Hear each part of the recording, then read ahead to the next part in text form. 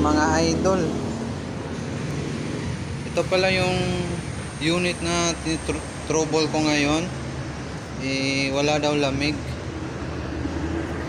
Nung kinargahan ko ng Freon, nilinis ko muna yung evaporator. Tapos nung kinabit ko na, testing ko muna, walang lamig. Nung i-drain ko yung Freon dito, may lumalabas yan na kulay dilaw, oil. Kaya ayun, tanggal ko na yung compressor, pati yung condenser.